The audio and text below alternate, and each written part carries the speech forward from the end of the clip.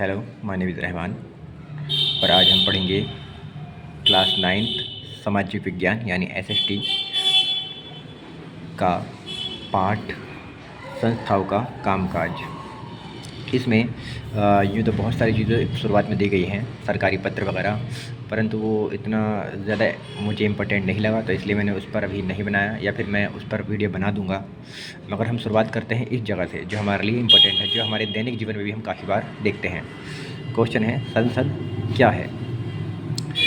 इसका आंसर होगा भारत में निर्वाचित मतलब होता है चुने हुए सदस्यों की राष्ट्रीय सभा यानी कि जो हमारे राष्ट्रीय स्तर पर है, देश के स्तर पर है, उसको हम राष्ट्रीय सभा बोलेंगे।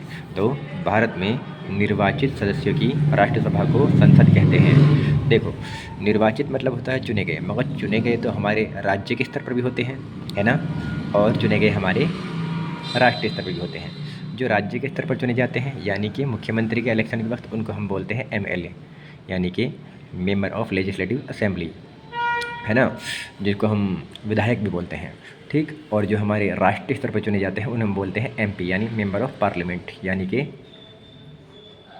सांसद। अब हम उन सांसद के बारे में ही बात कर रहे हैं। भारत में यानी कि पूरे भारत के लेवल पर निर्वाचित सदस्यों की जो सभा होती है, जो राष्ट्रीय सभा होती है, उसी को हम क्या संसद कहते हैं। ये हमें ध्यान रखना है।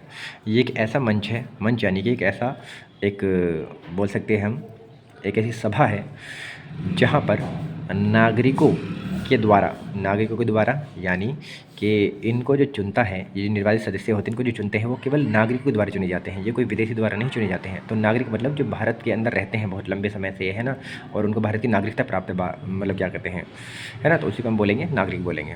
तो ये एक ऐसा मंच है, ये एक ऐसा प्लेटफॉर्म है जहाँ पर नागरिकों के द्वारा चुने गए प्रतिनिधि समझते हैं आप क्या होता है? प्रतिनिधि मतलब होता है कि वो लोग जो हमारी ओर से संसद में बैठते हैं और कानून वगैरह बनाते हैं, उनको हम बोलते हैं प्रतिनिधि। हमारा प्रतिनिधित्व करते हैं वो लोग, उनको बोलते हैं प्रतिनिधि, यानी हमारी ओर से काम करते हैं।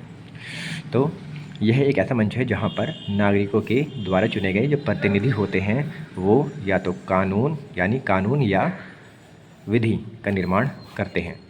इसके 2 सदन होते हैं, जिसमें से एक को लोकसभा कहा जाता है और एक को राज्यसभा। हम लोकसभा और राज्यसभा को अगली वीडियो में विस्तार पूर्वक पढ़ेंगे, तो इसके बारे में ज़्यादा ध्यान रखने की ज़रूरत नहीं है। बस हाँ, इतना ध्यान रखना है कि संसद के 2 भाग होते हैं, इसके 2 सदन होते हैं, जिसमें से एक का नाम लोकसभा है, एक का नाम राज्यसभा। यदि आपको किसी भी तरह की दिक्कत आई हो इस वीडियो में तो आप कमेंट सेक्शन में दोबारा से पूछ सकते हैं, और अगर और कोई दिक्कत है तो वो भी हमसे शेयर कर सकते हैं। आपको अगर वीडियो पसंद आई है तो लाइक कीजिए, चैनल को सब्सक्राइब कीजिए, क्योंकि हमें कंप्लीट पार्ट पढ़ना है, इसको हम छोटे छोटे भाग में करके पढ़ लेंगे। धन्यवाद।